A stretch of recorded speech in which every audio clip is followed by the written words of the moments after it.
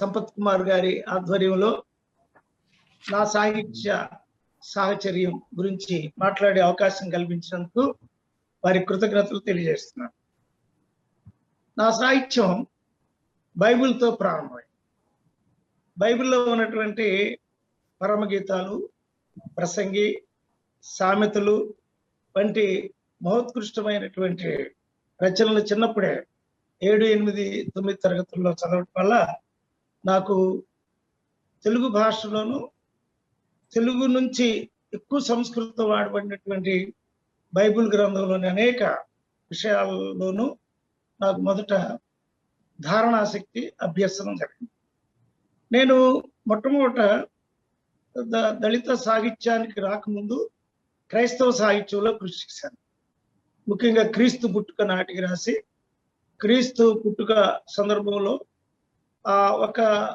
ఒక వ్యక్తి పుట్టినప్పుడు ప్రవక్తగా, బోధకునిగా ఎలా పరివర్తనం చెందింది, దానిలో చిన్నప్పుడు 8వ తరగతిలోనే చూపించాను. ఆ తర్వాత గుండెకోత నాటకం రాసి సామాజిక వేదంని చూపించాను. ఆ తర్వాత నేను మా పేరాల హై స్కూల్లో చదువుతున్న రోజుల్లో చీరాల్లో వక్తృత్వ పోటీలు జరిగేవి. ఈ వక్తృత్వ పోటీల్లో నేను పాల్గొనడం కోసం వేటపాలెం లైబ్రరీ మరియు పొన్నూరు మన పేరాల లైబ్రరీ, చీరాల లైబ్రరీలో రోజు 10 గంటలు చదివి ఆ వక్తృత్వ పోటీల్లో ప్రథమ బహుమతులు పొందే ప్రయత్నంలో భాగంగా నేను గ్రంథాలయాలకు చిన్నప్పటి నుంచే వెళ్ళి చదివే ఒక అలవాటు చేసుకున్నాను.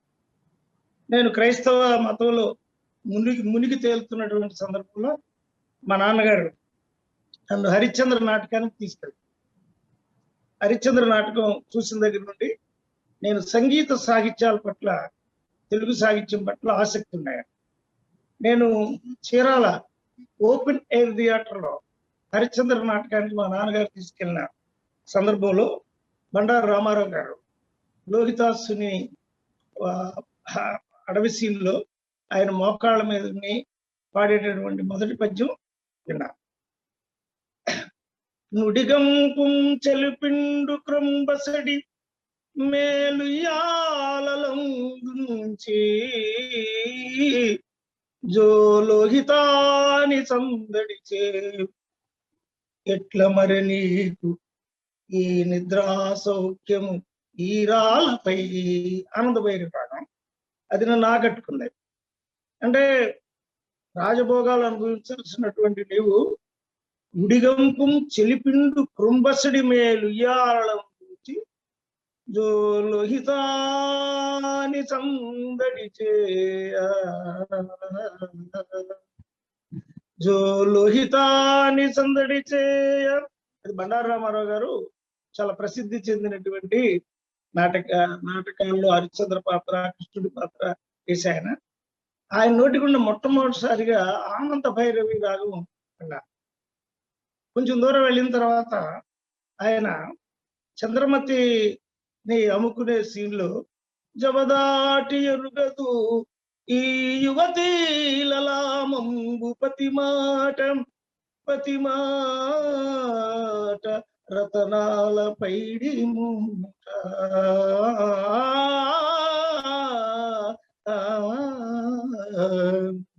అడుగు దప్పి ఎరుంగదు అత్తమామలయాజ్ఞకు అసమాన భక్తి దివ్యానురక్తి కోపంబను మాట ఎరుంగదు ఈ కలుష విహీన నవ్వులకునైనా. ఆ పద్యం ఇరుపు, ఓహో సాహిత్యంలో ఇంత మాధుర్యం ఉంది, సంగీతము సాహిత్యము కలిస్తే ఒక చిత్రలేఖనం లాగా. అంటే అప్పుడు చంద్రమతి యొక్క బాధని, వేదన్ని ఆ బొమ్మ గట్టించి బండారు రామారావు గారు బొమ్మ గట్టించిన విధం నన్ను ఆకట్టుకుంది. అంటే బైబుల్ సాహిత్యం నుంచి నేను తెలుగు సాహిత్యంలోకి హరిశ్చంద్ర నాటకం వల్ల పరివర్తితం. అయితే కొంతగా హరిశ్చంద్ర నాటకంలో చూసి 10th క్లాస్ వచ్చేటప్పటికి అప్పటికి ఒక 25 times 25 సార్లు హరిశ్చంద్ర నాటకం చూసిన తర్వాత నాలో కొన్ని డైలెక్టిక్స్ స్టార్ట్ అయింది, ఒక గతి తర్కం స్టార్ట్ అయింది. ఆ నాటకం నుంచే సాహిత్య అభిలాష, సాహిత్య విమర్శ కూడా స్టార్ట్ అయింది. దానిలో కాటి సీన్లో మరి ముఖ్యంగా బలిజేపల్లి వారు రాసిన పద్యాలు, మన గుర్రం జాషువా గారు రాసిన పద్యాలు కాంట్రాస్ట్ గురి. ఆ రెండు అర్థాల మీద నేను కొంత కృషి చేయడం జరిగింది. 10th క్లాస్ చదివేటప్పుడు మా ఇంటి పక్కనే బండారు రామారావు గారు చుట్టాలు ఉండటం వల్ల ఆయన వస్తుండేవాడు, అందరికి మాణిక్యరావు గారు వస్తుండేవాడు. మా ఊరిలోనే చచ్చిరామారావు గారు ఉన్నారు, మాకు దగ్గరలోనే తర్వాత డివి సుబ్బారావు గారు ఉన్నారు. మాకు సంగీతపరమైన ప్రాంతం మాది. అప్పుడు నేను కొంచెం క్రిటికల్ గా లిటరేచర్ని చూడటం అనేటటువంటి పాయింట్ ని బహుదా హరిశ్చంద్ర నాటకంలో చూడటం వల్ల నేను అభ్యసించానని చెప్పచ్చు. దానిలో కాటి సీన్లోకి వచ్చేటప్పటికి, కలవారి ఇండ్ల లోపలి నిధానమునెత్త అరుగు దొంగల కుసితాంజనం మగలగూర కనిచ్చి తెగి అంటుగాండ్రకై తారాడుకులటల తార్పుగత్తె. ఇలాగా చీకటిని వర్ణించినటువంటి పద్యంతో ప్రారంభమై అక్కడ తార్పుగత్తె, చీకటిని తార్పుగత్తె అనడంలో నాకు కొంచెం స్త్రీలను కించపరిచినట్టు అయింది అనిపించింది. ఆ తర్వాత ఆయన అక్కడుండే సీన్ ని, వర్ణ వ్యవస్థతో కూడినటువంటి సీన్ ని వర్ణించినట్టు అనిపించింది. శ్రీరాఘవులో పాడతారు ఆయన రామారావు గారు, కవోలు బ్రహ్మరక్ష సమూహం విధి ఘోషించుచుండే రుకుల క్రమంబు. కాబోలు ఇక్కడ బ్రాహ్మణులు చనిపోయి బ్రహ్మరక్షసులై చనిపోయిన తర్వాత కూడా లేచి వేదాలు చదువుతున్నారు. కాబోలు ఇది పిశాచి బాంధవ శ్రేణి బలలంపు భూవంపు బంతి సాగే. ఇక్కడ శూద్రులు చనిపోవడం వల్ల పిశాచులై వాళ్ళు రాత్రులు కూడా మాంసం వడ్డించుకుంటున్నారు. కాబోలు వీరు టక్కరి భూత మాంత్రికుల్ నెమకుచుండిరి కపాలముల కొరకు. ఈ పద్యాన్ని ఆశాంతం విన్న తర్వాత కొంచెం ముందుకు వచ్చి జాషువా గారి పద్యాలని రామారావు గారు చెప్పారు. అందులో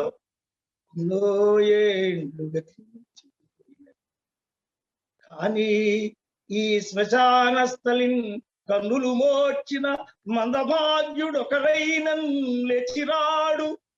ఈ అన్నాళ్ళీ చలనములే నిశయనములు ఏ తల్లులల్లాడి అల్లాడిరో కన్నీటంబడి రాగిపోయినవి నిక్కంబిందు పాషాణముల్.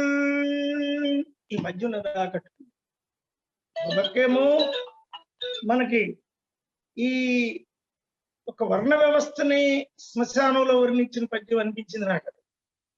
శ్మశానంలో కూడా మానవులు చనిపోయిన తర్వాత వర్ణ బీజం ఉన్నాయి.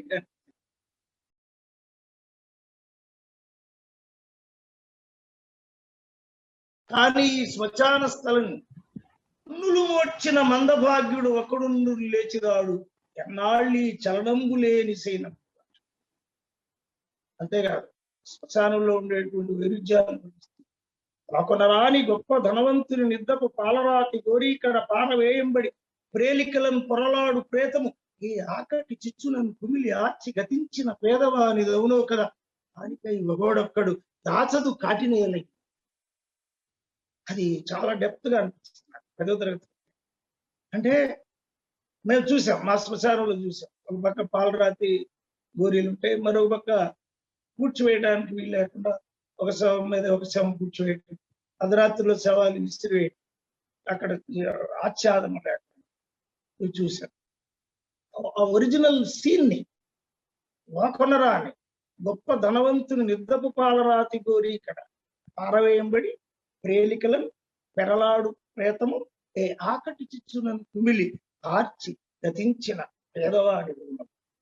అప్పుడు జాషువా గారి మీద మొక్కు కలిగింది. అప్పుడు నేను ఒక 34 సార్లు ఎక్కడ నాటకం ఉన్నా వెళ్తా ఉన్నాను.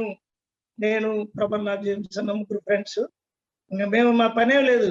ఆ ప్రాంతంలో హరిశ్చంద్ర నాటకం ఎక్కడ కడుతున్నా ఇక సాయంత్రం బయలుదేరి విహారై కట్టుకుని వెళ్ళిపోయాను. కానీ ఎంతో లోతుగా చూశాను నేను. లిటరేచర్లో ఇన్ని వైరుధ్యాలు ఉన్నాయి అనే భావం నాకు కలిగి. ముఖ్యంగా రామారావు గారు అంటే ఆయన పగిడి, శ్యామ, తోడి అద్భుతంగా పాడతారు. కర్ణాటక సంగీతాన్ని జాయిలో పాడతారు. చాలా జాయిన్ అవి మనకి. నాకు చిన్నప్పటి నుంచి సంగీత సాహిత్యాల్లో రెండింటినీ చిన్నప్పటి నుంచి అధ్యయనం. చిన్నప్పటి నుంచి అన్ని వాయిద్యాలు నేను అధ్యయనం చేసి వాయించాను. మొదట్లో డ్రమ్ము మీద చాలా ఇది ఉంది, తర్వాత కంజర్లో చాలా ప్రావీణ్యం ఉంది, తర్వాత డోలక్లో చాలా ప్రావీణ్యం ఉంది, తర్వాత గిటార్. మేము చర్చిలో ఉండే కేరళలో మొత్తం నేర్చుకున్నాం. తర్వాత మేము 9వ తరగతి చదివేటప్పుడు ఎన్సిసి కమాండర్గా ఉన్నప్పుడు మేము క్యాంపులో ఉన్నప్పుడు బుర్రకథ చెప్పాల్సి వచ్చింది. బుర్రకథలో అప్పుడు నాజర్ గారి ఇన్ఫ్లుయెన్స్ ఉంది నాకు. నాజర్ గారు బొబ్బిలితం చెప్తున్నప్పుడు ఆ దుఃఖఘట్టమైన సీన్లు వచ్చినప్పుడు ఒక రాగం, వీరఘట్టం వచ్చినప్పుడు ఒక రాగం యొక్క ఇన్ఫ్లుయెన్స్ పడింది. రసాలు అక్షరాలు చూపించు. అరే కత్తులు ఈటలు బాకులు సోలాలు తటాలు నందుకు, అరే కత్తులు, అరే కత్తులు ఈటలు బాకులు సోలాలు తటాలు నందుకు. సాత్విక వాచిక అభినయాల్లో ఆ రోజుల్లో నాజర్ గారు ఆ వేదిక మీద ఒక చిన్న అరుపుతో బొబ్బిలి యుద్ధం, పర్లాటి యుద్ధం యొక్క దృశ్యీకరణ నాకు నచ్చింది. సాహిత్యం చాలా గొప్పది అనే భావన నాకు ఏర్పడింది. అంతే కదా, కరుణరస భావాలు వచ్చినప్పుడు కూడా ఎవరన్నా మరి అదే దానిలో బాలచంద్రుడు చనిపోయినాడు. అయ్య నార నార నార నార నార నన్నాన నార తందానా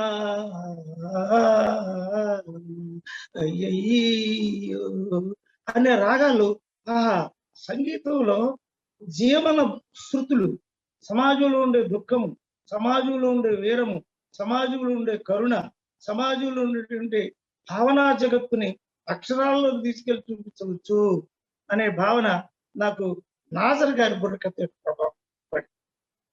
తర్వాత ఇక నేను ఎప్పుడు ద్వితీయ ప్రైజ్ కొట్టారు, ఫస్ట్ ప్రైజే కొట్టడం మన కళ్ళ.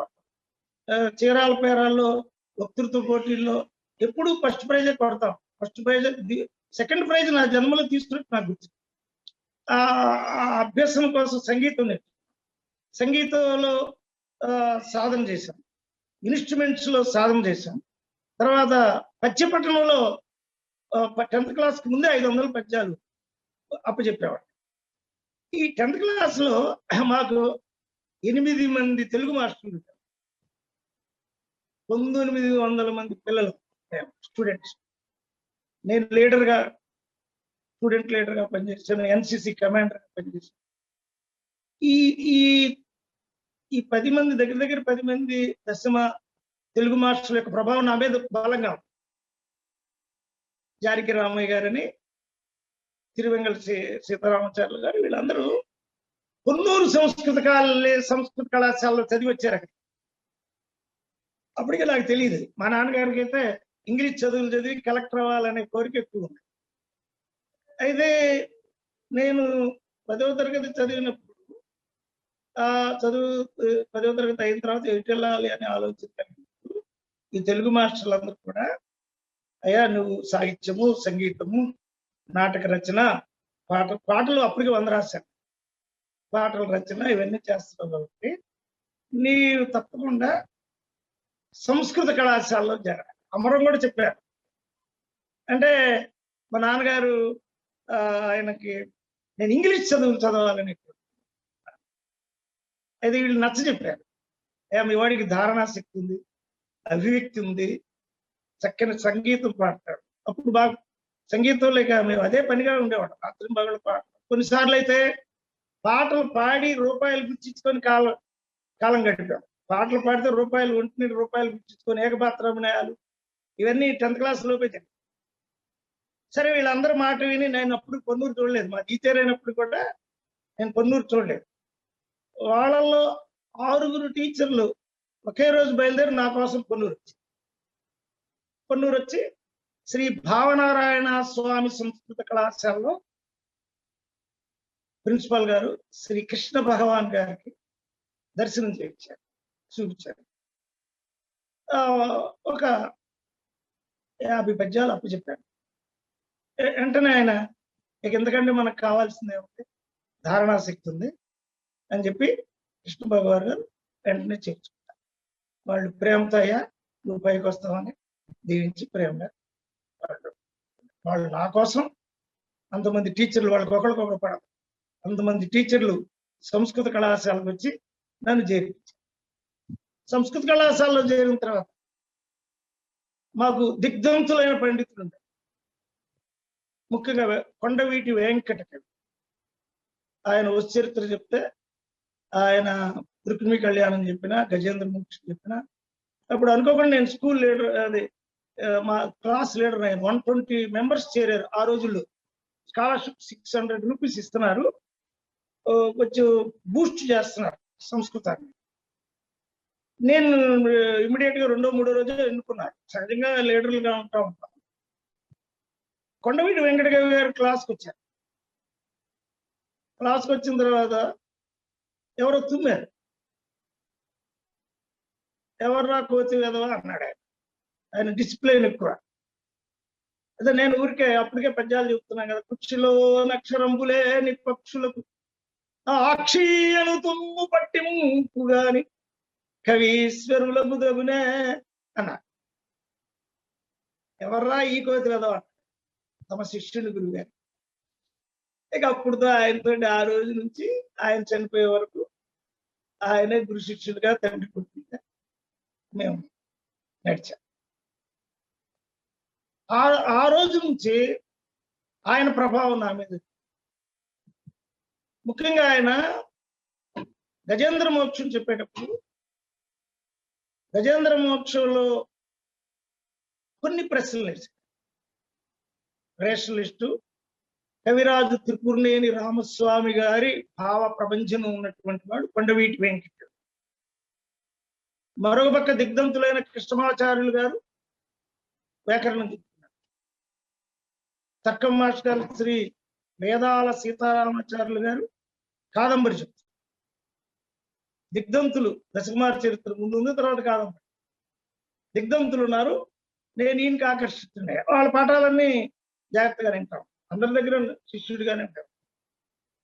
అయితే గజేంద్ర మోక్షంలో గజం వెళ్తున్నప్పుడు పోతన ఆ అడవిని వర్ణించటం కానీ, అది మరియును మాతులుంగ లవంగలుంగ చూతకేతకి బల్లాద కమరాదక సరళ పనస వదరి ఒడజ కుంద కురంటక గోవిదార కప్చూర నారికేళ చందన పుసుమంద మందార జంబు జంబీర మాధవి మధుక తాళ తక్కువల తమాల హింతాల రసాల సాల ప్రియాళ బిల్వ అమలక కరివీర కపిత్త కంచన కందరాల శిరీష పాశ పున్నాగ చంపక చరపత్ర మరొక మల్లికామ తల్లిక నిరంతర వసంత సమయం.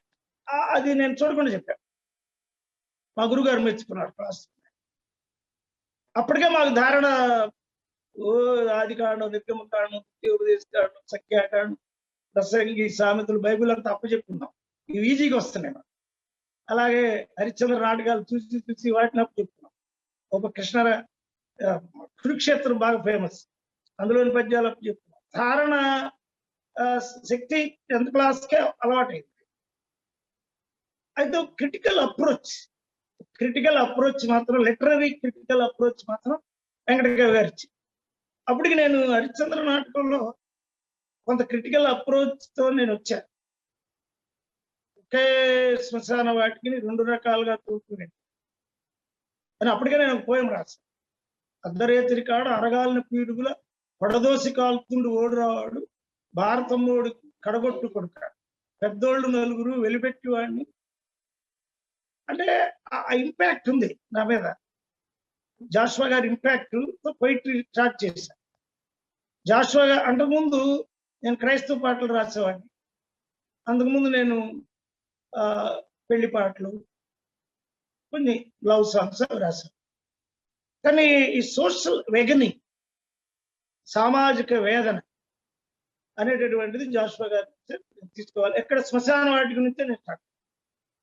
అందులో మెలోడియస్, ఒక ముదురు తమస్సులో మునిగిపోయిన కొత్త సమాధి మీద మిణుంగురు గులుగుగోలిక వెలుగుతున్న దివ్య ఆముద ముడిపోయిన సమసిపోవటం లేదది దీపం ముందు మా హృదయం నిలిపి చనియని గతపుత్రకే అభాగ్యం.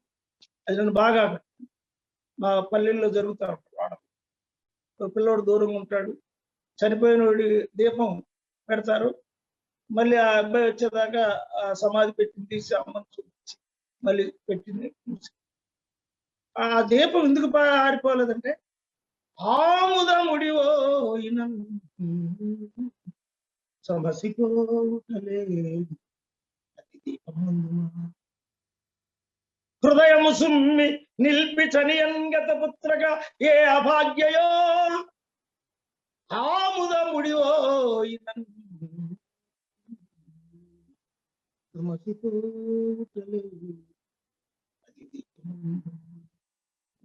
కరుణ రసార్థమైన ఆ భావాన్ని జాషువా గారు రాయటం, బండారు రామారావు గారు పలికించడం, ఆ క్రిటిక్ నేచర్ నేను హరిశ్చంద్ర నాటకంలో నేను ఎందుకంటే విశ్వామిత్రుడు వచ్చి సప్తపాదో నివేష్టిత భూవలయమెల్లా నీకు దానముగా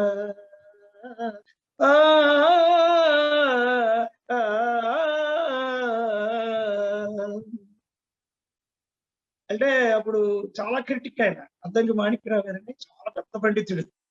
ఇప్పుడు దళితులు ఎక్కువ పండితులు, దళితుల్లో చాలా పెద్ద పండితులు ఉంటారు.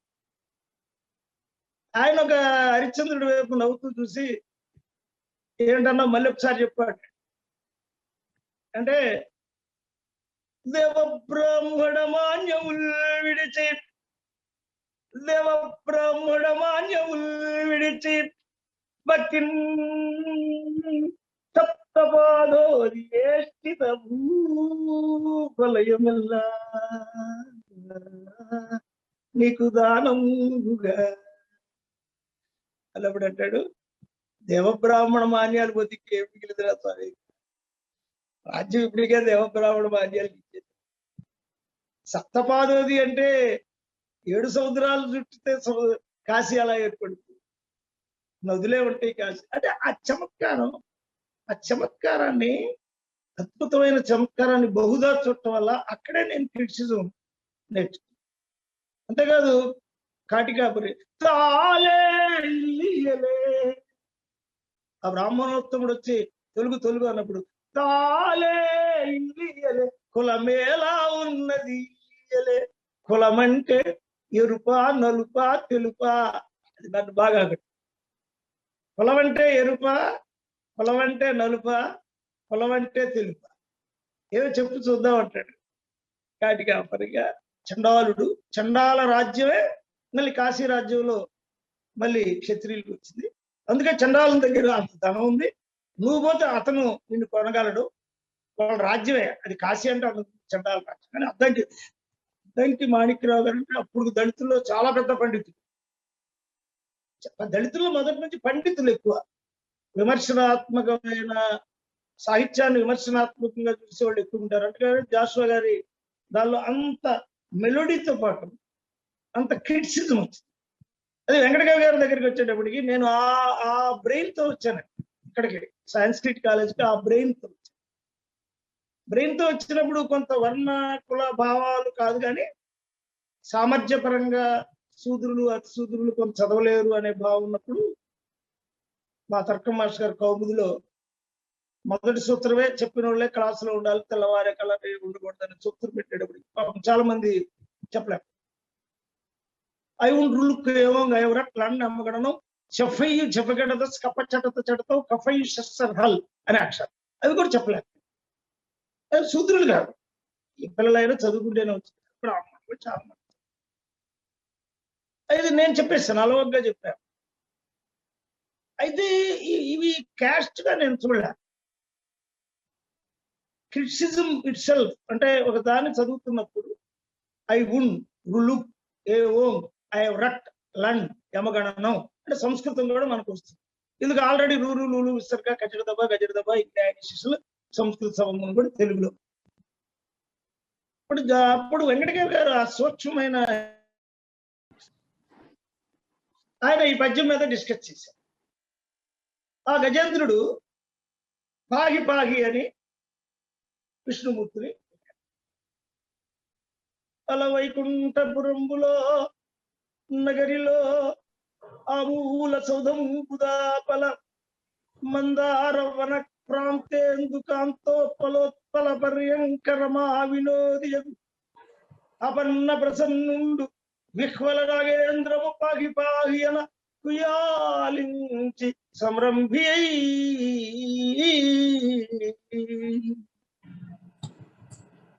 అలా వైకుంఠపురంబులో నగరిలో ఆ మూల దార వనాంతరామృత సరక్ ప్రాంతేందుకాంతోపలోత్పల ప్రియంకర విఫల రాగేంద్రము పాకి సమరం చిరికించెప్పడు చక్కచక్ర యుగమును చేదు వయసు నింపడు ఏ పరివారమును చేరడు అభ్రగపతింపనింపడు ఆకర్ణికాంతర దమ్మిల్లడు వివాద ప్రోద్ధిత శ్రీకుచవ పరిచాలాంచలము కూడా వదలడు. కొంచెం అక్కడ ఆ దృశ్యీకరణలో ఆ లక్ష్మి గారు ఆమె స్ట్రైన్ అవుతుందా అడిగదనండి జరువుని అడిగిన తన మగుడు అడుగుడని అడుగుడుతాడని అడుగుడని ఆమె ఈయన యొక్క ఆవేగానికి స్ట్రైన్ అవుతుందా? దృశ్యీకరణలో కొంచెం స్త్రీ పాత్రకి కొంచెం ఇబ్బంది కలిగిందా?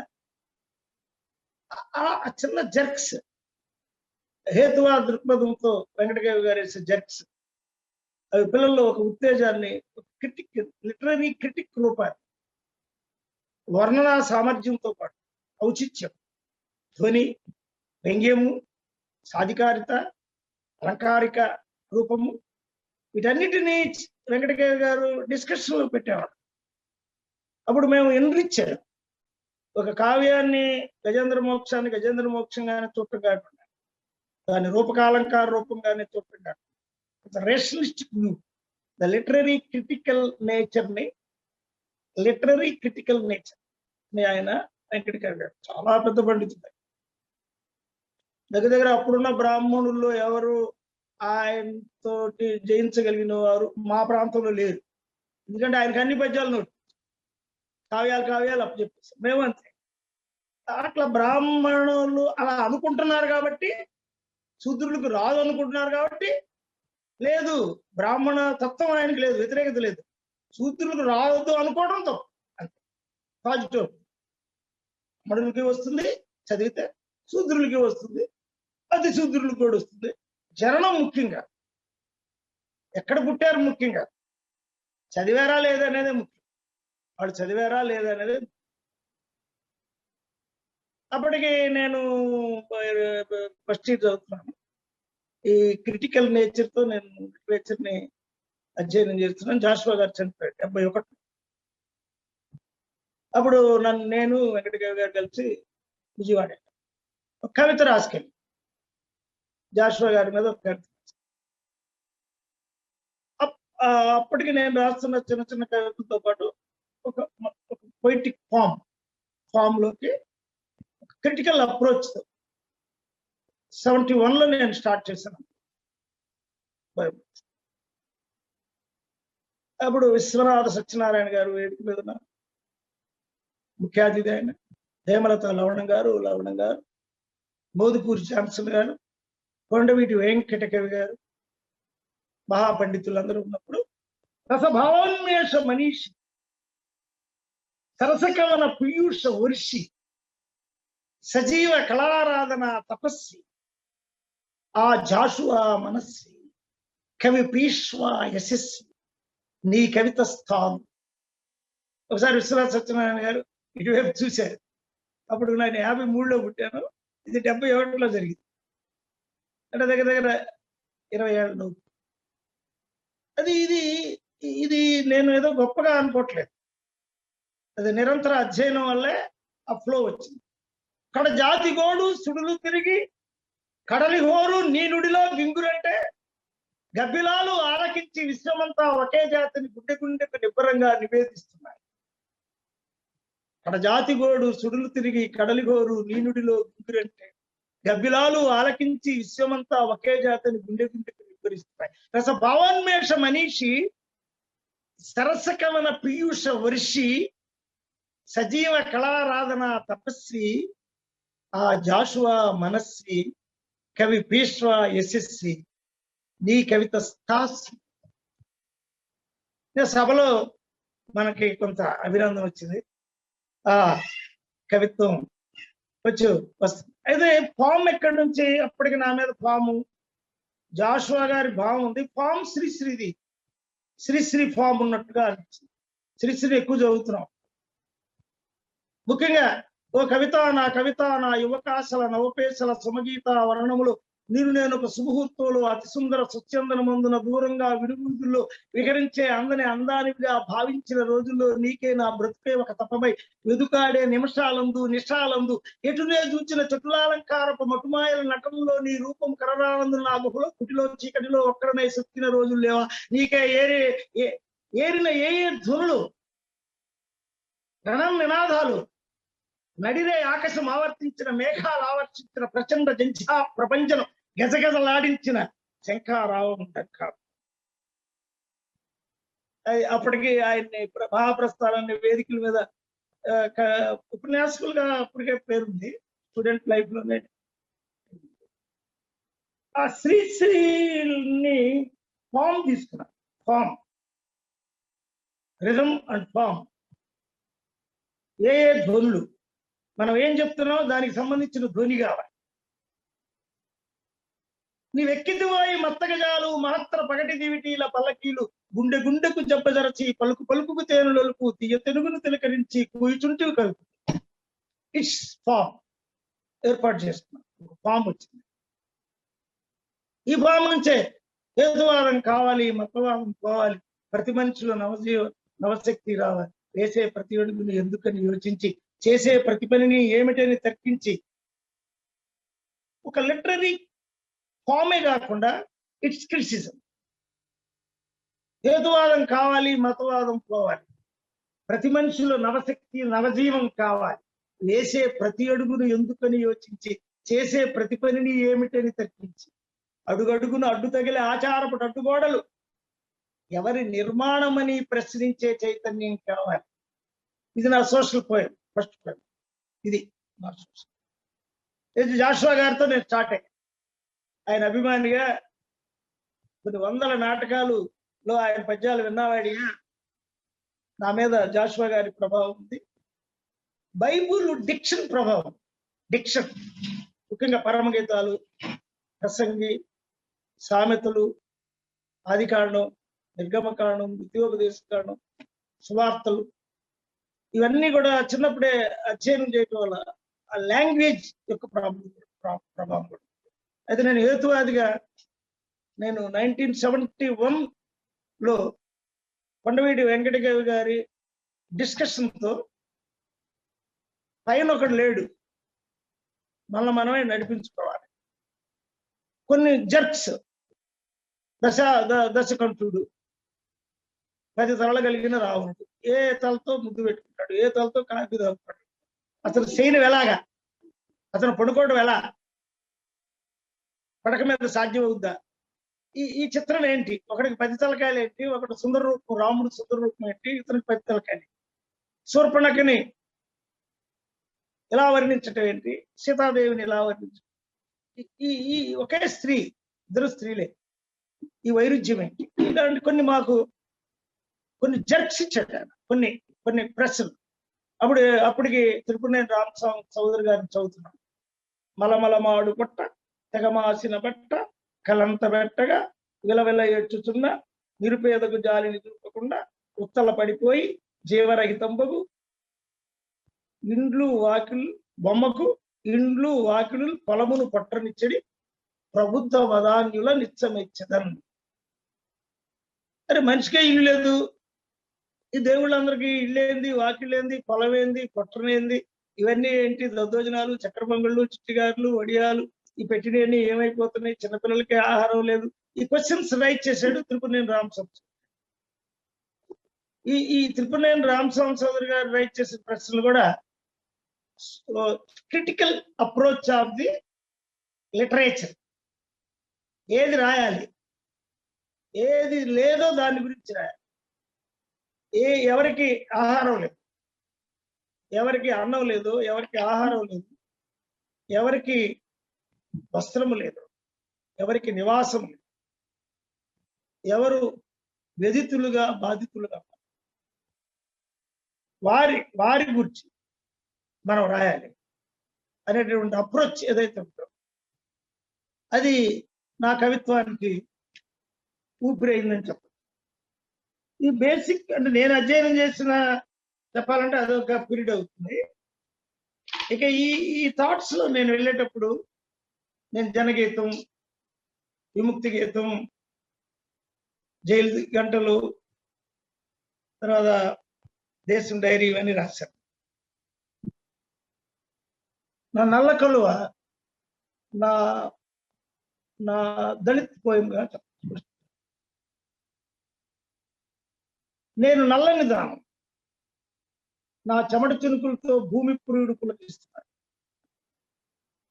నాగేటి చాళలో నే చల్లిన విత్తులు నా పాదాల ఎరుపుతో మొలకెత్తుతున్నాయి. నేను నల్లని దానం. చిగురాకుల వంటి నా వ్రేళ్లు భాగ్యనగర నిర్మాణంలో రాళ్ళయ్యి.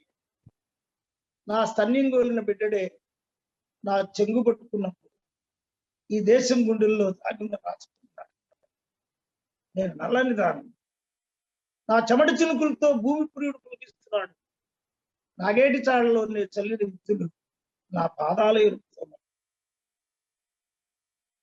అదే నాకేమనిపించిందంటే, మేము వచ్చరిత్ర ముఖ్యంగా విజయ విలాసం, పాండురంగ మహత్యం, మనుచరిత్ర, ఆముక్త మాల్యద ఇవన్నీ చెప్పాను. పంచకావ్యాలు చెప్పాను. పంచకావ్యాలు చాలా భాగాలు కూడా అధ్యయనం చేశాము. క్రిటికల్ గా చెప్పాము, మామూలుగా వాంగ్మయ చరిత్ర కూడా చెప్పామని, భాషా చరిత్ర చెప్పామని, అలంకార శాస్త్రం కూడా చెప్పాను. అయితే నేను నల్లని దానం మనుచరిత్ర చెప్పేటప్పుడు వరుదిని వర్ణించేటప్పుడు అతడు ఆవాత పరంపర పరిమళ వ్యాపారలీలం జనాన్వితం ఇచ్చోడని చేరబోయి కరియన్ విజుల్లతా విగ్రహం శతపత్రేక్షణ చంచరీక చిక్కును చంద్రాస్య చక్రస్థని నతనాభిన్ నవలా నొక మరు నారీ శిరోరత్నం. అంటే వరుదిని వర్ణించడంలో అలసాని పెద్దనికి నేను కాంట్రాస్ట్ చేయాలను. అతడు ఆ వాత పరంపరా పరిమళ వ్యాపారలీలను, ఏ వాతం? కిళ్ళీలో అది వీటి గంధస్థగితేతర పరిమళం. వీటి కర్పూరం, 2 కర్పూర పాళ్ళు వేసిన కిళ్ళి వాసన చూశాను. అంటే వరుదిని అంటే వాళ్ళు కిళ్ళీల్లో ఉంటున్నారు దేవవేచులు. ఆ వాసన యొక్క పాళ్ళను బట్టి ఇక్కడ స్త్రీ ఉందని వెళ్ళాడు ప్రవరుడు. ఏం చూశాడు అక్కడ? అతడు ఆవాత పరిపర లీలను జనాన్వితం ఇచ్చోడని చేరబోయి కనియన్ విద్యుల్లత విగ్రహం, విద్యుల్లత వంటి స్త్రీని చూశాడు. నేనేమో నల్లని స్త్రీని చూశాను. శతభత్రేక్షణ చంచరీక చికురన్ చంద్రాస్య చక్రస్థని నతనాభిన్ నవలా స్త్రీ. నవల అంటే స్త్రీ అంటే ఆంగిక వర్ణం చేశారు. ఆంగిక వర్ణం చేయడమే కాకుండా నిర్బోధి స్థలంబు రమణీ ప్రియదూతికి తెచ్చి ఇచ్చి కప్పురి విడము ఆత్మకింపైన భోజనం ఊయల మంచము ఉప్పు తప్పు అరయంగల లేఖక పాటకి ఉత్తమం దొరికిన గాక ఊరక రచించు శక్తి అన్న. ఆయన ఎక్విప్మెంట్ వేరు, నా ఎక్విప్మెంట్. నేను నల్లని దానం. ఎక్కువ దళిత పల్లెల్లో చూసింది నా చెమట చినుకులతో భూమి ప్రియుడు పులకిస్తున్నాడు. వాళ్ళు చిందించేటటువంటి చినుకులతో భూమి ప్రియుడు పులకిస్తున్నాడు. నాగేటి చాళలో నే చల్లిన విత్తులు నా పాదాల ఎరుపుతో మొలకెత్తుతున్నాయి. నాగేటి చాళలో విత్తులు చల్లేటప్పుడే వాళ్ళ పాదాలు కదిపోతాయి. నేను కాంట్రాస్ట్ గా ఆలోచించాను. దళిత స్త్రీ వరుదిలా కాదు, చాలా కష్టం. చిగురాకుల వంటి నా వేళ్ళు భాగ్యనగర్ నిర్మాణంలో రాళ్ళయ్యాయి. నేను పుట్టినప్పుడు చిన్నప్పుడు నా వేళ్ళు సున్నితంగా ఉన్నాయి. నేను ఇప్పుడు భాగ్యనగర నిర్మాణంలో రాళ్ళు మోసే ఆ వేళ్ళు. నా స్తన్యంగోలిన బిడ్డడే నా చెంగు పట్టుకున్నప్పుడు ఈ దేశంలో దాగున్న రాచకుండు నాక. అనేక సార్లు ఆసావులకి వాళ్ళ భార్యలకు పాలు రాకపోతే దళిత స్త్రీలు పాలిస్తారు. ఆ పాలు ఇచ్చిన ఆమెనే వాడు పెద్దరికి కొట్టుకుంటాడు. కొట్టుకున్న సంఘటనలు జరిగినప్పుడు ఆమె బాధ. ఈ దేశం గుండెల్లో దాగున్న రాచకుండు నాకంట. నేను నల్లని దానను, బ్రహ్మజముడి చుట్టూ కూడా తను తాను రక్షించుకోవడానికి ముళ్ళ కిరీటం ధరించింది. నా రక్షణ వలయం నన్నే రక్షిస్తుంది. నేను ఎవరినైతే రక్షించమంటున్నానో వాడే నన్ను రక్షిస్తున్నాడు. పోలీస్ కావచ్చు, భూస్వామి కావచ్చు, లేకపోతే భర్త. కాకి సామ్రాజ్యాధినేత అయినాడు. కోకిల కూడా కాకి నేనంటుంది. కాకికి ఏదన్నా మంచి విలువ వచ్చింది అనుకోండి, కోకిల నేను అదే జాతి అంటుంది. మనకు వర్ణభేదం లేదు, స్వరభేదం మాత్రమేనంటుంది. పంచమ స్వరం కూడా రసతరంగిణి అయినప్పుడు చతుస్వరాలన్నీ పంచములోనే పలుకుతాయి. కానీ నా స్వరాన్ని నేను గుర్తించగలను. ఈ భూమి సాక్షిగా నేను నల్లని దానను, భూమి కూడా నా నెత్తురు సాక్షిగా నల్లనిది. నేను నల్లని దానను, నా స్వరం ఆది. అన్ని వర్ణాలు నలుపులోకి ప్రవహిస్తున్న ఈనాడు మాతృత్వం నాదని గర్విస్తుంది. నేను ప్రాకృతికం. నన్ను నీసడించుకున్న కృతకాలన్నీ నాలో సంలీనమవుతున్నాయి. నెహ్రూ కోటు ఎర్ర గులాబీ రాలిపోయింది. మా ఊరు మాదిక్కుంటలో నల్లకలు కేపట్టారు. ఇట్స్ మన దళిత పోయిటరీకి ఇదొక ఇమాజినరీతో పాటు అలంకారాలు, అలంకార శాస్త్రం ఉంది, ఒక ఐడెంటిటీ ఉంది. నల్లని స్త్రీ, ఇప్పటి వరకు తెల్లని స్త్రీల మీద రాశారు. అనేకమైనటువంటి కావ్య కన్యానంగలే అనేక అలంకారాలతో రాశారు. కానీ శ్రమని, దోపిడీని, అవమానాన్ని, అణిచివేతను భరిస్తున్న ఒక స్త్రీని, దళిత స్త్రీని, లేదు ఏ స్త్రీ అయినా కావచ్చు, దళిత స్త్రీ కావచ్చు, అలాంటివి జరుగుతున్న ఏ స్త్రీ అయినా కావచ్చు, నేను నల్లగా చేయబడిందా. నేను పుట్టేటప్పుడు తెల్లగానే ఉన్నా. మరి కొన్ని వందల ఎకరాల్లో నాటేసినాక నల్లబట్ట తప్పదు కదా. సూర్యుడు, నాట్లు, కోతలు, కలుపులు, రాళ్ళు మోయటం అన్నీ నేనే చేశాను. చివరికి నాకేముంది, చెంటు భూమి. అంటే ఈ సోషల్ వెగనీని పోయిటరీలోకి తెస్తే అలసాని పెద్దన్న నాకు ముఖ్యంగా చరిత్రకారుడు అంటే బాగా ఇష్టం. ఆయన గిరికాదేవిని వర్ణిస్తూ జలకములార్చి పాండు జలజచ్చద పాళిక గప్పి తమ్మి సంకుల తెలితే నెలుగులిడి తొందరగల్గదలించు గల్వదొట్టెల కుమారు కూతును భజించి. అంటే కొండకి నదికి పుట్టిన వాళ్ళు కూడా ప్రాకృతికంగా బతుకుతారు. మేము మనగా అలాగే బతుకుతున్నాం. దళితులు వాడల్లో అదే పరిస్థితి.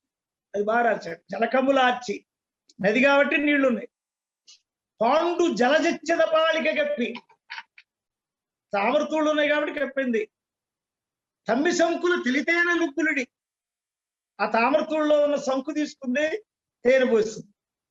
కొందరగల్ కదలించు కల్వదొట్టెల కుమారు కూతురు ఘటించి భజించి నదీల రామ కోమల కుముదాల తాళిపుల మంజురవంబుల తోలవాడుచు. అంటే నది తన బిడ్డను ఎలా పెంచుకుందో దళితులు తమ పిల్లలు ఎలా పెంచుకున్నారు. వెన్నెలు చూపించారు, చీకటి చూపించారు, నక్షత్రాలు చూపించారు, కారపు అన్నాన్ని, నెయ్యిలేని అన్నాన్ని వెన్నెలు చూపించి తినిపించారు. మరి ఇసుక దిండి మీద, మంచం లేకపోతే ఇసుక దిండి మీద పండుకొని ఆకాశ నక్షత్రాలు చూపించారు. ఇట్ ప్రాకృతిక, ఇట్స్ నేచురల్ పీపుల్. అది వచ్చరిత్ర నన్ను ఆకట్టుకుంది. ఆ వచ్చరిత్ర కూడా నా మీద బాగా ఇంపాక్ట్. అంటే ఎక్కువ నేను ప్రకృతిని, అందుకని నేను మా దళితుల అలంకార శాస్త్రాన్ని ఇలా చెప్పాను. అవర్ణం అనే పేరుతో అలంకార శాస్త్రాన్ని ఇలా చెప్పాను.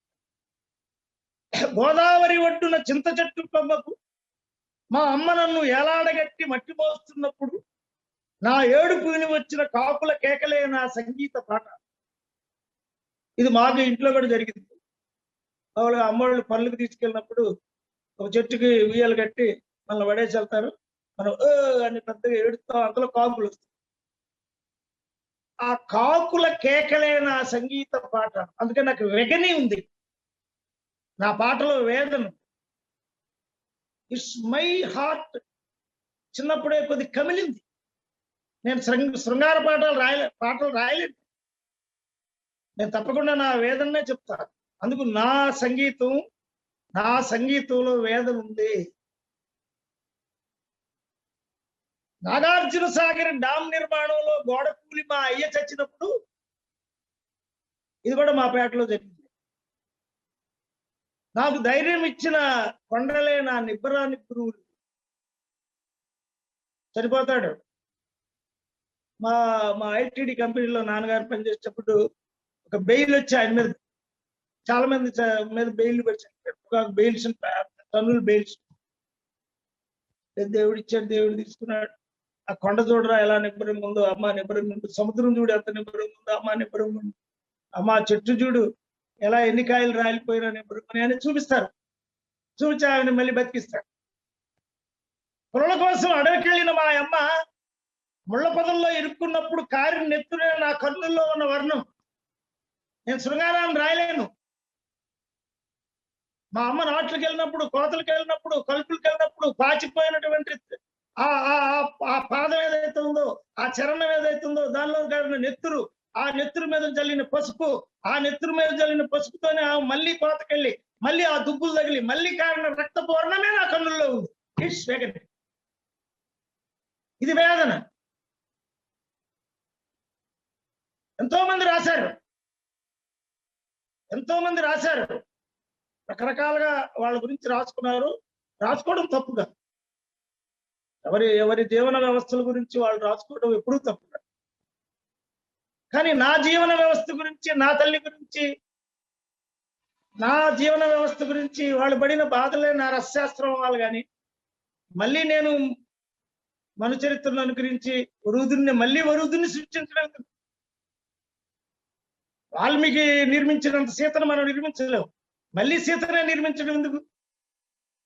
మళ్ళీ విశ్వనాథ సత్యనారాయణ గారు అలా నన్నయ్యకు లేదు, తిక్కన్నకు లేదు, అస్మాత్ దృశుండు అలఘుస్వాదు రసావతార దిశనాహంకార బ్రాహ్మీమయ మూర్తి శిష్యుడైనాడు అన్నట్టుది అలా చలపిల స్వామి కింద తప్ప మనకు అంత అహంకారం అక్కర్లే. ఆయన పండితుడు కాబట్టి పండితుల్లో పండితుడు అని చెప్తున్నాడు. మనం ఎక్కడి నుంచి వచ్చామో ఆ సీన్ తీయగలిగితే చాలు. ఇట్స్ దృశ్యం అక్కడ ఉంది. అందుకే నేను అన్నాను, సహజంగా ఈ నాట్లకి కోతలకి వెళ్ళిన వాళ్ళ స్టేషన్లో పిల్లల్ని దించి పనికి వెళ్తారు. అంతలో ఒక బండి వస్తుంటుంది, కూయింగలి కింద పిల్లవాడు వెళ్తాడు, పడి చనిపోయిన ఘట్టాలు చూసినప్పుడు తూర్పుగోదావరి కోతకెళ్ళిన మా అమ్మ నేను స్టేషన్లో పెట్టి దించి తమ్ముడిని వదిలి తిరిగి వచ్చేసరికి రైలు పట్టాల మీద తెగి పట్టడం చూసిన కళ్ళలో స్రవించిన దుఃఖాగ్రహమైన రసశాస్త్రం అది నేను స్వయంగా చూశాను. సహజంగా నాట్లకి కోతలకి వేరే ఊర్లు వెళ్ళినప్పుడు ఆ స్టేషన్లో వదిలిపెట్టి వెళ్తారు. ఆ పిల్లలు ఆడుకుంటూ అక్కడ మరణాలు. నీ ఫామ్ మారాలి. దుఃఖం ఉంది సమాజంలో. మరి శ్రీశ్రీ దుఃఖాన్ని గురించి ఏ దేశ చరిత్ర చూచినా ఏమున్నది గర్వకారణం, నరజాతి చరిత్ర సమస్తం పరపీడన పరాయణత్వం, నరజాతి చరిత్ర సమస్తం అంటే ఎందుకన్నాడైనా? ఆయన కులం కాదు, అక్కడ ఎవరు ఏ కులంలో పుట్టారు కాదు, స్టేక్ ఏ వస్తువుని తీసుకున్నారు అనే దాని మీద ఆ వస్తువు స్వీకరించబడిన వాళ్ళు దాన్ని స్వీకరిస్తారు. ఆ వస్తువుకి రియాక్ట్ అయిన వాడు. బ్రాహ్మణుల్లో కూడా దుఃఖం ఉంది. మరి కందుకూరి వీరేశలింగం గారు కన్యాశుల్కం రాశారు. విధవరాళ్ల పునర్వివాహాన్ని ప్రపోజ్ చేశాడు. ఈ బాల్య వివాహాల్లో ఉండే అన్యాయాన్ని ఎత్తి చూపాడు. ఆ నాటకం ఇప్పటికీ బతి. అలాగే కొడవటిగంటి కుటుంబరావు గారు మధ్యతరగతిలో ఉండే అనేక విషయాలు రాశారు. నేను దళితుల జీవన విధానాన్ని నా బాధ్యత, నేను చూసిన సీన్ అది. నా రసశాస్త్రం మారాలి, నా అలంకార శాస్త్రం మారాలి. నేను అన్ని కాయాలు చదివా, చూడకుండా కొన్ని వేల పద్యాలు చూడకుండా చెప్పగలిగిన వారిలో నేను ఒకడిని అనగలను, మొదటి వాడిని కూడా అనగలిగిన ధైర్యం కూడా. ఎందుకు అదే జీవితంగా జీవిస్తాం. Literature is life. ఇంకా వేరే జీవితం పెట్టుకోవాలి. ఏదో లిటరేచర్ మీద సంపాదించి వ్యాపారాలు చేయటం, లిటరేచర్ సంపాదించి రాజకీయ పదవులు అనుభవించడం, లిటరేచర్ ని అడ్డుపెట్టి పైరవీలు చేయటం కాదు. Literature is literature. సాహిత్యము అదే కిరీటం, సాహిత్యమే జీవితం, సాహిత్యమే ప్రాణం, సాహిత్యమే రసశాస్త్రం, సాహిత్యము సంగీతం రెండు. కాళిదాస్ అన్నట్టు సంగీతం ఒక సాహిత్యం, సరస్వత్యాహస్తనద్వయం ఏకమాపాత మధురం అన్యది ఆలోచన. అందుకని నేను శాకుంతలం చెప్పేటప్పుడు కానీ శాకుంతలు వినేటప్పుడు, మరి శకుంతలను ఆయన వర్ణించాడు. అనాఘ్రాతం పుష్పం కిసలే మలూనం కర్రుహై అనావిద్ధం రత్నం మధురం మనాస్వాదిత. అఖండం అంటే అనావిద్ధం. ఆమె అడవిలో పుట్టింది అనుకోమాకండి. అనాఘ్రాతం పుష్పం, ఆ పువ్వు వాసన చూడండి. అనావిద్ధం రత్నం, ఆ రత్నం మీద సుత్తి దెబ్బపడి మధురం మనాస్వాదిత రసం. తేనె కారుతుంది, ఇంకెవడు దాన్ని.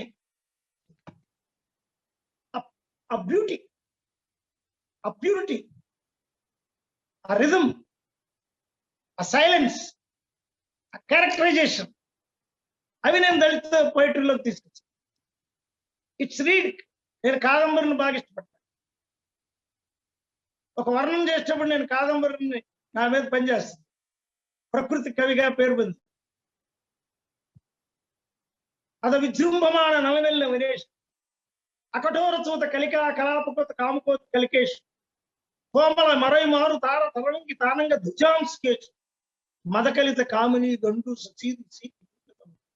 సప్తమి, సప్తమిలో ఎంత అద్భుతమైనటువంటి వర్ణం చేశాడు బాణపట్టు.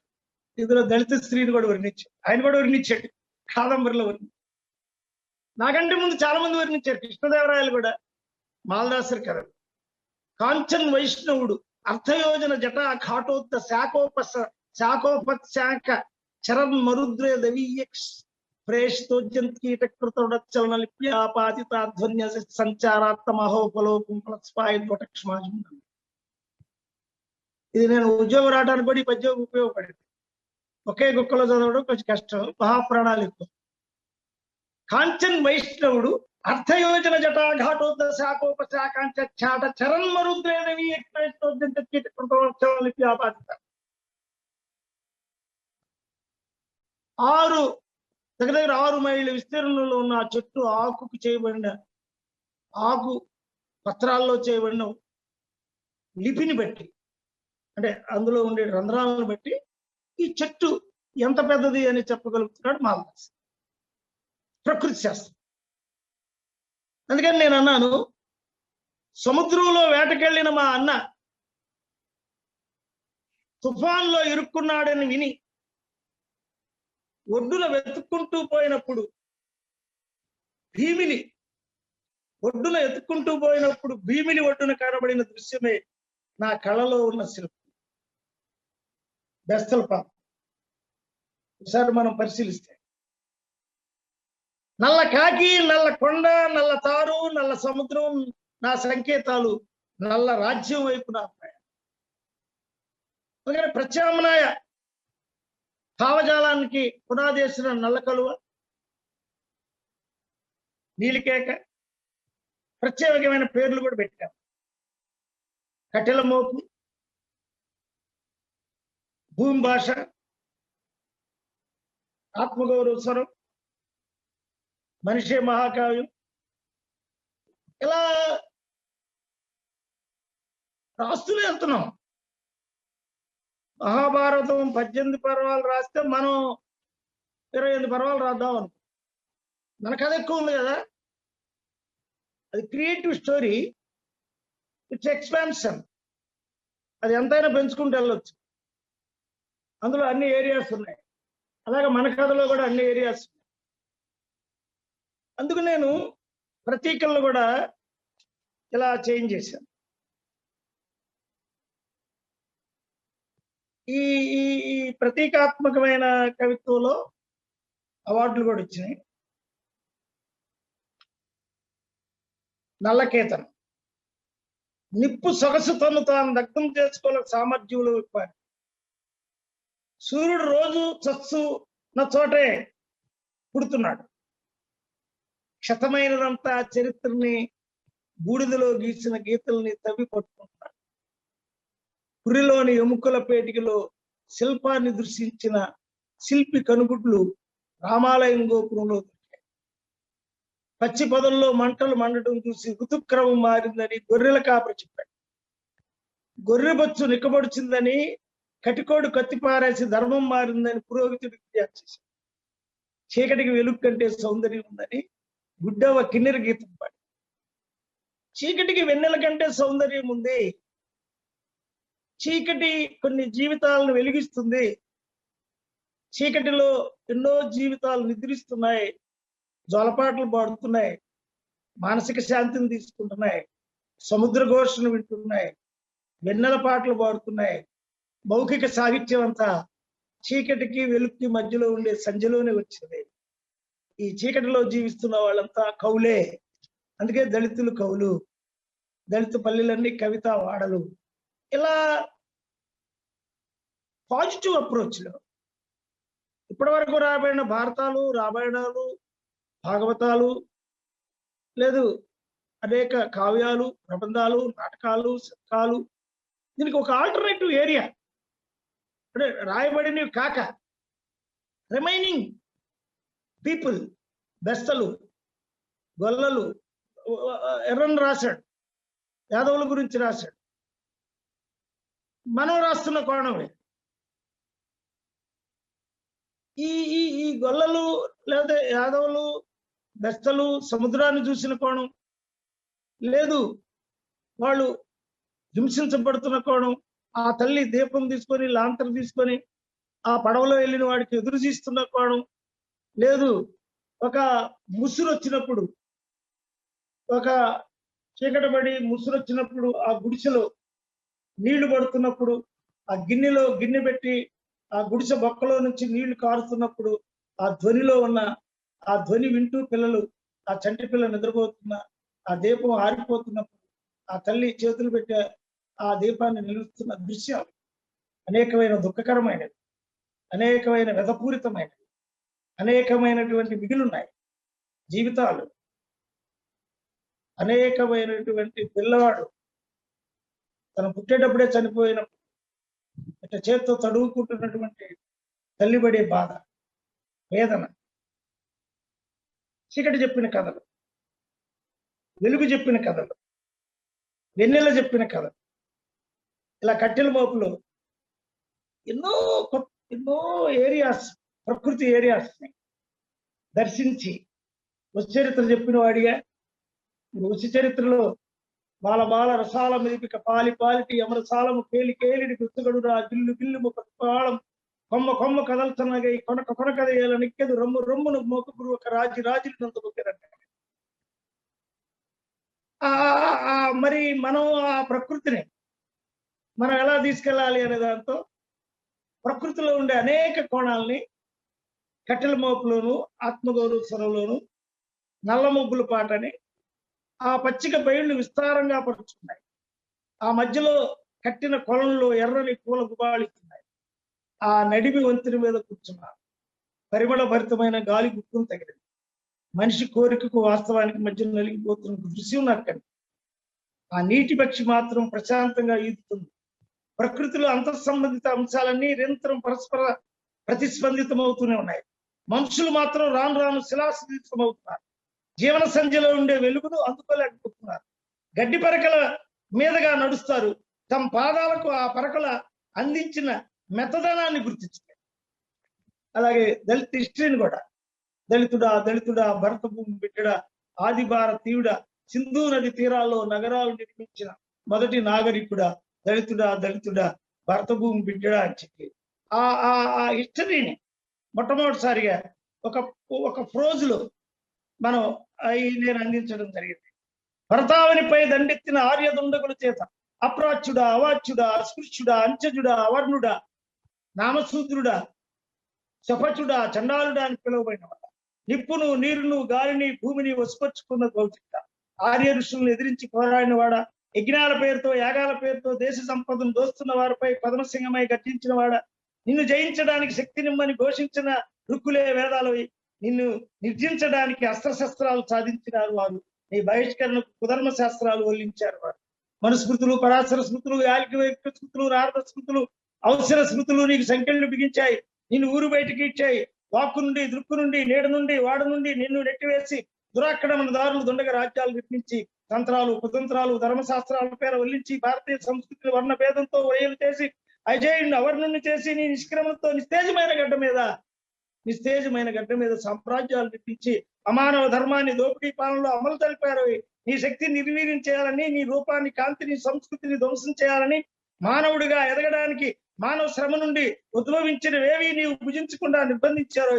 పాల నుండి, పెరుగు నుండి, నేతి నుండి, పప్పు నుండి, పంట నుండి, బియ్యపు గింజ నుండి నిన్ను వెలివేశారు. చచ్చిన కళేబరాలను ఈడ్చడానికి, నిర్జీవ జంతువులను భక్షణకు సహదాన కార్యానికి నిన్ను నియమించి భూమి వారసుని నిన్ను బానిసీడుగా మలిచాడు. History, cultural హిస్టరీని పోయంగా మలుచుకుంది. ఈ పోయముగా మలిచే క్రమంలో ఒక ప్రతీకాత్మకము, అలంకారిక దృష్టి, ఒక రసాత్మక దృష్టి, దాంతోపాటు భూమి వారసుని నిన్ను బానిసీడుగా మలిచాడు. మానవుడు హింసించే, భక్షించే, అవమానించే దుష్ట సంస్కృతికి, వైదిక సంస్కృతిని, హిందూ సంస్కృతిని బిరుదులు చెప్పాడు. మానవ శ్రమం దోచి మానవ తత్వాన్ని న్యూనతపరిచారు.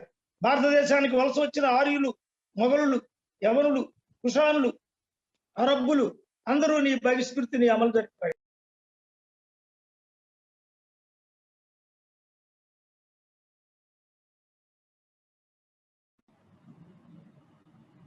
ఒక ఉజ్వలమైనటువంటి దళిత్ హిస్టరీని ఒక 7 భాగాలుగా కూడా రాయటం జరిగింది. అంటే హిస్టరీ ఫామ్ చేసుకొని ముందు పొయిటరీలో ఫామ్ చేసుకుని వాటిని మళ్ళీ భారతదేశ చరిత్రలో కల్చరల్ హిస్టరీని ఇట్లా బహుముఖంగా పనిచేయడానికి లిటరేచర్ అంటే వాంగ్మయం అంటే చరిత్ర, సంస్కృతి, కవిత్వం, మళ్ళీ లిటరరీ క్రిటిసిజం, తెలుగు సాహిత్య చరిత్రను అంతా నన్నయ్య, తిక్కన, ఎరణ, పోతన, శ్రీనాథుడు, మరి ఆ తర్వాత ప్రబంధ కవులు, ఆధునిక కవులు, శ్రీశ్రీ, చలం, ముఖ్యంగా తాపీ ధర్మారావు, కందుకూరి, గురజాడ, ఆ తర్వాత వచ్చినటువంటి అనేక మంది కవుల్ని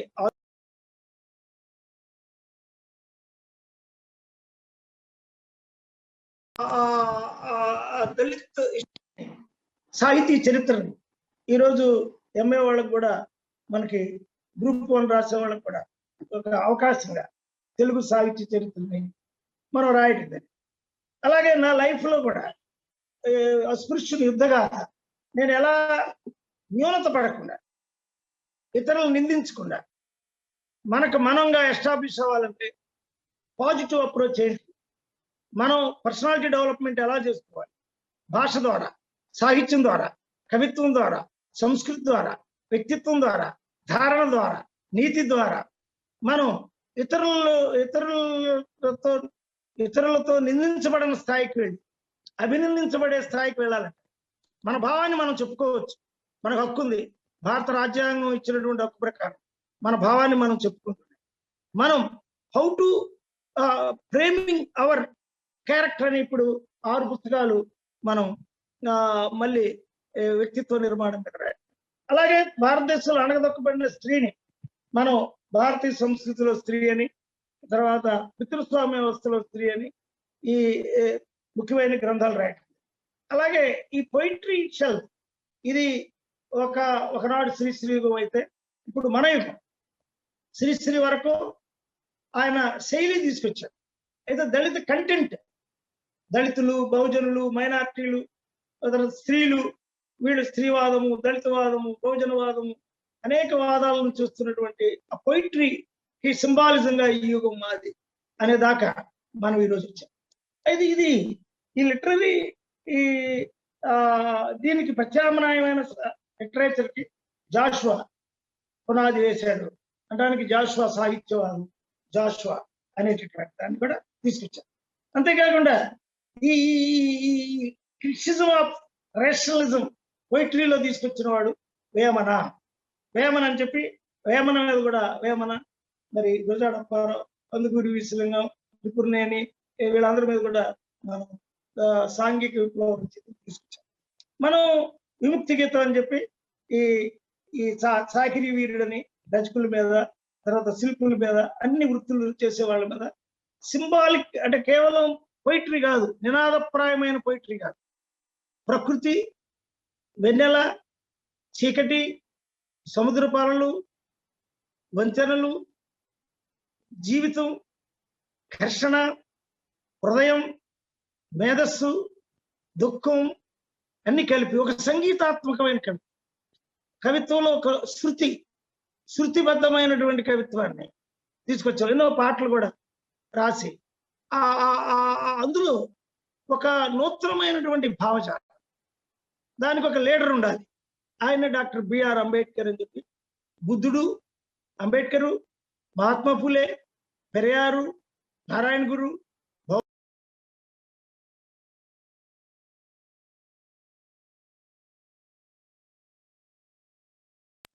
మా ఫిలాసఫీ ఏమిటి? మృత్యు రఘోచర, మృత్యు తర్వాత ఏమి లేదు. ఉన్న మానవుడిని ప్రేమగా చూడు, కరుణగా చూడు, ఆత్మీయంగా చూడు, వారిలో నూతన వ్యక్తిత్వాన్ని తీసుకురా. లిటరేచర్ అంటే నృతులు, స్థుతులు, కీర్తనలు కాదు. లిటరేచర్ అంటే ఎంపవర్మెంట్. లిటరేచర్ అంటే సాహిత్యం, కవిత్వం, వాంగ్మయ చరిత్ర ఎంపవర్మెంట్ తీసుకురావాలి, ఉత్తేజాన్ని తీసుకురావాలి, మానవుల్లో నూతన భావాలు తీసుకురావాలి. పాత కథ చెప్పడం కాదు, కొత్త కథ చెప్పాలి, జీవితం చెప్పాలి, జీవితంలో ఘర్షణ చెప్పాలి, ఆ ఘర్షణ నుంచి విముక్తి ఎలా చెప్పాలి, విజయ పదంలో ఎలా నడవాలో చెప్పాలి. అందుకే అంబేద్కర్ బుద్ధుని మార్గంలో కవిత్వానికి ఒక ఎండింగ్ ప్రాసెస్, ప్రతి ఫిలాసఫీకి ఒక తాత్విక దృక్పథం ఉండాలని, దళిత కవే కాకుండా తాత్విక కవి అనే అట్లాంటి ఆలోచనలు కూడా మన మీద చేసిన విమర్శకులు ఒక తత్వశాస్త్ర పునాదితో రాసిన కవి. ప్రకృతి కవి అని పరిశోధనలు జరుగుతున్నాయి. ఒక ప్రకృతిలో ఉండే అన్ని చిన్న శబ్దాన్ని కూడా, ఒక గ్రాస్, ఒక గడ్డి పోచలో ఉండే చిన్న శబ్దాన్ని కూడా, ఒక తుమ్మిద శబ్దమే కాదు, ఒక కాకి అరుపునే కాదు, ఒక పిచ్చుక శబ్దాన్నే కాదు, ఒక వడ్రంగి పెట్టే శబ్దాన్నే కాదు, అన్ని సౌండ్స్ ఆఫ్ ఆల్ సౌండ్స్, అన్ని పిట్టలు, అన్ని జంతువులు, ఒక చేప శ్వాస, ఒక చేప పీల్చే శ్వాసతో సహా పొయిట్రీలోకి తెచ్చి మానవుడితో అన్వయించాలి అనే ప్రయత్నం చేస్తున్నాం. దీనిలో ఆధిక్యతా భావాలు ఏమి లేవు. మనం కృషి చేసుకుంటూ, నా పద్ధతి ఏంటంటే పాజిటివ్ అప్రోచ్ లో కృషి చేసుకుంటూ వెళ్ళాలి. మనం కృషి చేసుకుంటూ వెళ్తే ఎవరిని నిందించే సాహిత్యం కాదు, అందరినీ ఎంపవర్ చేసే సాహిత్యం. ఎంపవర్, ఇంప్రూవ్మెంట్, అభ్యుదయం, సామాజిక విప్లవ భావాలు, నేను వ్యక్తినే కాదు సామాజికమైన మనిషిని, సమాజంలో ఉండే అన్ని ట్రెండ్స్, అన్ని అలలు, అన్ని యుగ ప్రస్థానాలు, అందరూ ప్రవక్తలు, వారిలో ఉండే మేలైన గుణాలు, ఆ గుణాలన్నింటినీ ఒక తాత్విక చింతన పదవులు, వ్యక్తిత్వ నిర్మాణ పదవులు నేను ఈ దశాబ్దంలో, అంటే ఈ 50 సంవత్సరాలు, అంటే నేను 1953లో పుట్టాను, దగ్గర 64 నుంచి సాహిత్య విద్యార్థిగా ఉన్నాను. దగ్గర 55 ఏళ్ళు సాహిత్య విద్యార్థిగా అదే పనిలో ఉన్నా, ఇంకా రెండో పని చేయట్లేదు. Full timer of literary student. సంస్కృతము, ఇటు తెలుగు, ఇంగ్లీషు, అన్ని దేశాలు వెళ్ళాము. తెలుగు మలేషియా వెళ్ళాము, లండన్ వెళ్ళాము, దక్షిణాఫ్రికా వెళ్ళాము. కేవలం సాహిత్యము, భాష అనే వాడ మీద, అంబేద్కర్ ఆలోచన అనే వాడ మీద, జాషువా గారి తత్వశాస్త్ర భావజాల, దుఃఖకరమైన భావజాలాన్ని తీసుకొని అంబేద్కర్ తత్వశాస్త్రాన్ని సమన్వయించి నూతన సామాజిక సాంస్కృతికమైన మార్పులు తేవడం కోసం, అగ్రవర్ణాల్లో కులభావం పోగొట్టడం కోసం, కింద వారిలో కుల న్యూనతాభావాన్ని పోగొట్టి అందరూ మానవులే, మానవులందరూ సమానులే, ప్రతిభను బట్టే వన్య, ప్రతిభను బట్టే కీర్తి, ప్రతిభను బట్టే వ్యక్తిత్వం, ప్రతిభ మానవుని కులబద్ధం. ఆ ప్రతిభ రావడం కోసం ముందు మానవుని కులంగా చూడు, మానవుని మనిషిగా చూడు. మనిషిగా చూస్తే ప్రకృతి అర్థం అవుతుంది, వెన్నెల అర్థం అవుతుంది, చీకటి అర్థం అవుతుంది, సముద్రం అర్థం అవుతుంది, నది అర్థం అవుతుంది, హిమాలయ పర్వతం అర్థం అవుతుంది, స్త్రీ అర్థం అవుతుంది, తల్లి అర్థం అవుతుంది అని చెప్పి ఈ తల్లి అనే భావాన్ని నా కవిత్వంలో మాతృ అనే భావాన్ని విస్తృతం చేశాను. చివరగా మా అమ్మ మీద రాసిన కవిత్వం. మరి ఇది అనంతమైన సాహిత్యం. ఇది మరి దీనికి టయాలు ఉండవు దీనికి. కొన్ని సందర్భాల్లో 5-6 గంటలు కూడా నా సాహిత్యం మీద మాట్లాడిన సందర్భాలు. అమ్మ నన్ను కనడానికి మా అమ్మ ఆకాశం అంతా అరుపరిచిందని అల్లిమత్త చెప్పింది. నన్ను కనడానికి మా అమ్మ ఆకాశం అంతా అరుపరిచిందని అల్లిమత్త చెప్పింది. ప్రసవ వేదనలో ప్రపంచ ఆవిర్భావం, పొడమి బద్దలైతే విధ్వంసం, తల్లి పొడములో పునరుత్థానం, తల్లితో తూగలేక భూమి దూదిపించేది. వీరుడైనా ధీరుడైనా అమరుడైనా అజయుడైనా అమ్మగన్న బిడ్డేనని అమరవీర గాథల్లో వీరుడైనా ధీరుడైనా అజయుడైన అమరవీర గాథల్లో పల్లవి తనదేనని క్రీస్తును గన్న మరియం. అమ్మా చారిత్రక గమనములో గుంపు నీవే, గణము నీవే, సంఘధర్మము నీవే, శిల్పము నీవే, చిత్రలేఖనము నీవే, చిరునవ్వు నీవే, ప్రళయాగ్ని నీవే. నువ్వు నవ్వితే భూమి పులకరిస్తుంది, నువ్వు కరిగితే సముద్రానికి, నువ్వు మండితే అగ్నిగోళానికి. నువ్వు భౌతికం, నువ్వు తాంత్రికం, నీ కాయం సృజనానికి మూలం, నీది స్రవంతి, నువ్వు జీవదాతు. అమ్మ మరణం నీది కాదు, నువ్వు లేని అభివ్యక్తిది. నీవు లేకుండానే ఉన్నదాన్ని అంతటిని సంఘర్షింపజేయగలవు. శిథిలమైందంతా నీలో శిల్పం అవుతుంది. నీ జోలపాటే ప్రపంచ సాహిత్యానికి పల్లె. నీ ఒక వాస్తవం, నీపై జరిగేదే కల్పన. నీ ఒక సంఘ జీవనం, వైయక్తికంతో నీకు వైరుధ్యం. నీవు ప్రవచించిన సమత్వాన్ని భేదించిన పెత్తనమే సామ్రాజ్యతత్వం. దానిపై నువ్వు చీనాలో కేక వేస్తే ఆఫ్రికా ఖండంలో నీలి కొండల నుండి నల్ల సూర్యోదయం మానవుని విభజించిన వర్ణతత్వం నీకు జంజాన్ని ధరింపజేయలేకపోయింది. నీవు ధరిస్తే ఆభరణమైన వర్ణం అరుంధతీయులో అంతరించింది. అందుకే నిన్ను వెలివేద్దామంటే నువ్వు నక్షత్రమయ్యావు. నీ ఉగ్గులో ప్రపంచం ఒదిగిపోయింది. తల్లి చేయే పదార్థాన్ని భూమికి మలిచిందని తల్లి కరమైన ఎడారి అంతరంగం ఘోషించింది. తల్లిని నిన్న ఉల్లమే ప్రబోధ పూర్ణమని లుంబిని వనువులో బుద్ధిని అరమోడ్చిన కనుని చెప్పాయి. పితృవాక్యం పరిపాలన వల్ల హింసకు ప్రతీకైన రామచరిత్ర తల్లి హృదయం లేక అరాచకమైంది. తల్లంటే ఆకాశం, తల్లంటే అమృతం, తల్లంటే కవిత్వం, తల్లంటే తరంగం, తల్లంటే ప్రవాహం, తల్లంటే ఎక్కుపెట్టిన విల్లు, తల్లంటే పండి వరిగిన చేను, తల్లంటే జాషువా పద్యంలోని ఆరిపోయిన దివ్య. అమ్మా నువ్వు నిజంగా సమరానివి. నీ బిడ్డగా ఆ సమరానికే పునరంకితం, ఆ సమరానికే పునరంకితం. ఇది నా సాహిత్య ప్రస్థానం. ఒక పేజీ.